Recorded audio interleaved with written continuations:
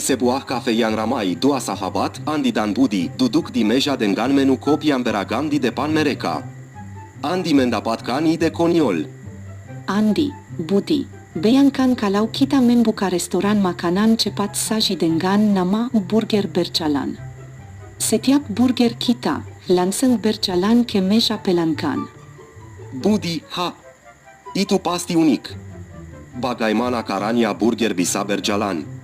Andi, sederhana, kita tambahkan roda ke bawahnya.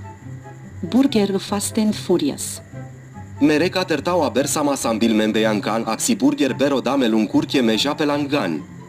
Tiba-tiba seorang pelayan datang membawa pesanan mereka, pesanan untuk Andi dan Budi, dua burger berjalan.